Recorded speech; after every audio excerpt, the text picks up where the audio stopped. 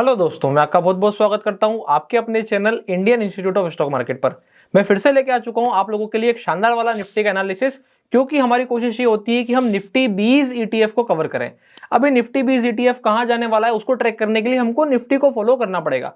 तो शांति से देखिएगा आप निफ्टी का एनालिसिस कि यहाँ से ओवरऑल निफ्टी की आगे की चाल क्या हो सकती है, और अगर हम हमारी इन्वेस्टमेंट वाली मेथड फॉलो कर रहे हैं तो पिछली बार से अभी तक में क्या अंतर आया है निफ्टी की पोजीशंस में। सीधे चलेंगे चार्ट के ऊपर और आगे समझना शुरू करेंगे। तो अभी अगर आप यहाँ पे ध्यान से देखें तो आपको एक चीज दिखाई देगी। पहले जो है जब हम बात कर रहे थे लास्ट टाइम, हमने यहाँ पर इस वाले एरिया में बात करी थी। हमारी चर्चा ये हुई थी कि मार्केट में अभी हाल नीचे की तरफ एक फॉल की संभावना है। मार्केट में नीचे एक स्पेस है पर ज्यादा बड़ा स्पेस नहीं है। अभी मैं आपको एक बता देता हूँ, नीचे में एक बहुत अच्छी डिमांड है। कहाँ पे है वो डिमांड, वो बात कर लेते हैं। फिर अपन आज बैंक 20 के बारे में ही बात करेंगे, बैंक निफ्टी के ऊपर भी बात करेंगे, पूरी चर्चा करने वाले हैं। आप शांति से बस देखते जाइएगा। तो यहाँ पे मैं आपको बता देता हूँ ओवरऑल, अगर यहाँ पे बात कर लीजिए एक डिमांड की, तो ये जो जोन है ये एक बहुत अच्छा डिमांड जोन रहने वाला है। अभी हमारी जो उम्मीद थी वो मार्केट को यहीं तक ही गिराने की थी, पर मार्केट ने रूट कौन सा फॉलो किया, उसने दिखाया कि एक बार वो नीचे आकर के उसने वापस से एक तेजी दिखाई, और तेजी दिखा करके फिर उसने वापस से मद्दी करी है। लास्ट टाइम जब मैंने वीडियो बनाई थी, मैं आपको बता देता हूँ, अपन इस वाले एरिया पे थे। हम जहां बात कर रहे थे वो ये वाला कैंडल था। उसके बाद हमारा एक फॉल का एक्सपेक्टेशन था, उसने फॉल किया भी सही, और फॉल करने के बाद उसने इसी जोन से एक डिमांड शो करी। अब देखो वो जोन के अंदर एंट्री नहीं करा और सीधा सीधा एक राइस शो किया। राइस करने के बाद एक फॉल आया। अभी फॉल के बाद यहाँ पे प्राइस इसके अंदर होल्ड करती दिखेगी। ओवरऑल मैंने आपको क्या बताया है कि आप लोगों को दिखेगा क्या सिनेरियो ओवरऑल चल रहा है। तो मैंने आपसे क्या बोला था, इस वाली चीज का बिल्कुल ध्यान रखना। ये एक बहुत ही इंपॉर्टेंट लेवल है जिसके अंदर में निफ्टी होल्ड कर रही है।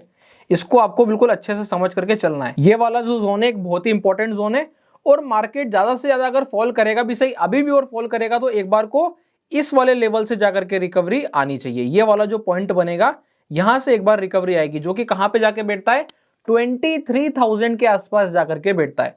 तो अगर आप फॉल एक्सपेक्ट कर भी रहे हैं तो क्या ध्यान रखना है हमें कि 23,000 से एक रिकवरी की संभावना बनेगी, जो कि जाके क्या करेगा, इस वाले जोन को टेस्ट करेगा फिर से। क्लियर, ये वाली चीज को ध्यान रखो। अभी ये फॉल कब आएगा, जब यहां से और फर्दर ब्रेकडाउन होगा। अभी मैं आपको एक छोटा टाइम फ्रेम दिखाता हूं, ध्यान से देखना। आपको यहां पे 5 मिनट पे एक बढ़िया वाली रिकवरी दिखाई देगी।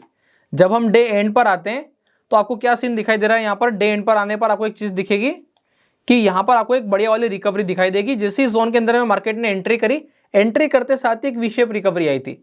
वो रिकवरी होल्ड नहीं हो पाई। इस वाले पॉइंट ऑफ टाइम पे यहाँ पे मार्केट साइडवेज भी रहा, और साइडवेज होने के बाद नीचे गिरा है। क्लियर है। अभी आगे का क्या ट्रेंड बनेगा उसको समझने के लिए मैंने आपको एक ओवरऑल व्यू दे दिया है। व्यू क्या दिया है कि जो हम स्टडी लेकर के चल रहे थे वो स्टडी अभी हाल इंटैक्ट है, और प्राइस यहां से नीचे में इस वाले जोन के आसपास आकर के टेस्ट कर सकती है। ये वाली चीज का आपको ध्यान देना है। अच्छा, अभी इस वाले जोन तक आएगी तो मैं क्या करूं, आपको अपने रूल पे स्टिक रहना है। अगर आपने परसेंटेज वाला नियम बनाया है कि यहाँ पे निफ्टी 20 इतना परसेंटेज से गिरेगा तो मैं इतना इन्वेस्टमेंट करूंगा, या फिर निफ्टी इतने परसेंटेज से गिरेगा तो मैं निफ्टी 20 में इतने स्टॉक खरीदूंगा, जो भी आपने अपना नियम सेट करा है आप बस उस वाले नियम को कंटिन्यूअसली फॉलो करते चलें। इसके बाद सवाल आ जाता है अगला कि यहां से अगर मार्केट खूब गिरता है वाली सिचुएशन बनती है तो उसके क्या कारण होने चाहिए। तो अब देखो ओवरऑल जो है ग्लोबल टेंशन थोड़ी सी हाई है। अगर आप देखोगे डोनाल्ड ट्रंप की तरफ से थोड़े बहुत उल्टे सीधे बयान अभी देखने को मिल रहे हैं कि वो बोल रहा है कनाडा को हम कब्जा लेंगे, वो बोल रहा है कि ग्रीनलैंड हमारा हिस्सा बनाना चाहता हूं मैं।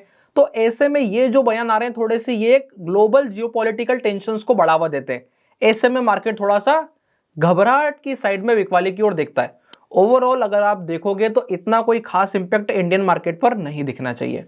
इसके बाद कुछ और सिनेरियोस की हम बात कर लेते हैं। तो यहाँ पे अगला इंपैक्ट आएगा वो पूरा डिपेंड करेगा यहाँ पे Q3 की अर्निंग के ऊपर। अगर यहाँ से Q3 की अर्निंग्स बढ़िया आती है, जो कि भी आना शुरू होने वाली है, आपको फटाफट से यहाँ पे दिसंबर तक के जो भी रिजल्ट्स होंगे वो देखने को मिलने वाले हैं। तो ऐसे में अगर कंपनीज ने अच्छा परफॉर्म किया होगा, जैसे कि मैं मान के चलता हूँ कि ऑटो की सेल्स यहाँ पर बढ़िया आ सकती है, क्योंकि लास्ट वाला जो क्वार्टर था उसमें दिवाली थी, तो यहाँ पे हाई चांस बनेगा कि ऑटो वाले जो है यहाँ से थोड़ा बहुत इंप्रूव करेंगे। और बाकी अगर आप देखोगे तो overall all in all sentiments जो कुछ भी होगा वो सारा डिपेंड करने वाला है यहाँ पे Q3 की क्या अर्निंग्स आती है। जैसे कि फॉर एग्जांपल अभी मैं आपको बताता हूँ, टीसीएस की अगर आप लोगों ने देखा और रिसेंट अर्निंग आई है तो टीसीएस की अर्निंग से एक अंदाजा समझ में आ गया होगा कि रिजल्ट्स अच्छे आए हैं टुवर्ड्स आईटी। तो आईटी के रिजल्ट्स यहाँ पे अच्छे आने की संभावना दिख रही है। जैसे कि आप अभी यहाँ पे देखोगे टीसीएस ने एक जंप करके ओपन किया है।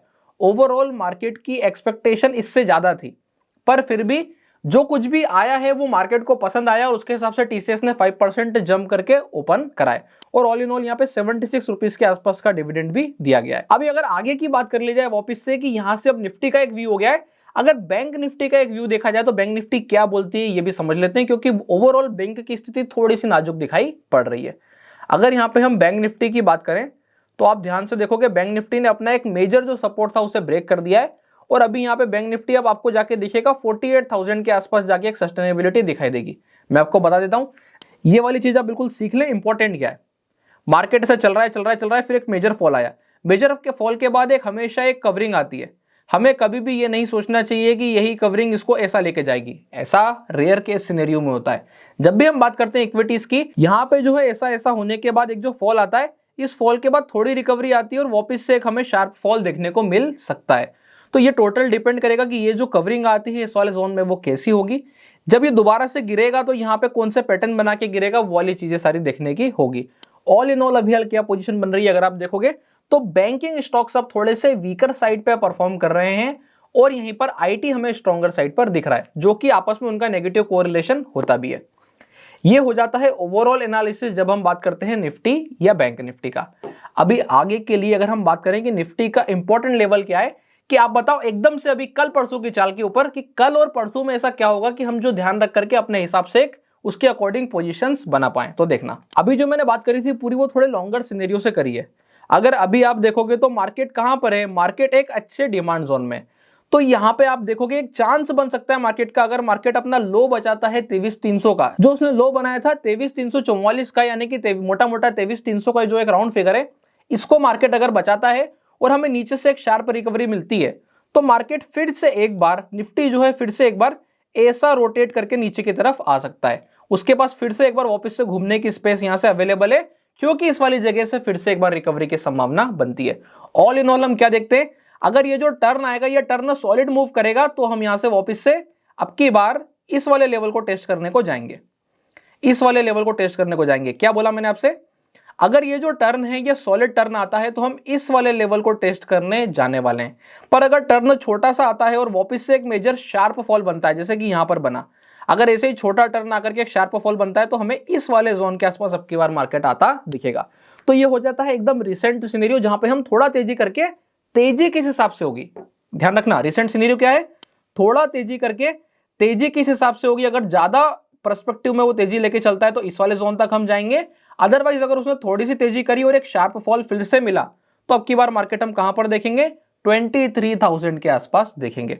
तो नेक्स्ट वाली वीडियो आपको कहां पर मिलेगी, जब मार्केट जैसे ही मूव करेगा, और जैसे ही मूव करेगा ना मैं आप लोगों को वीडियो के साथ में तैयार मिलूंगा कि इसने कौन सा टाइप का मूव किया है, वो किस तरफ ज्यादातर जाने की संभावना बनाता है।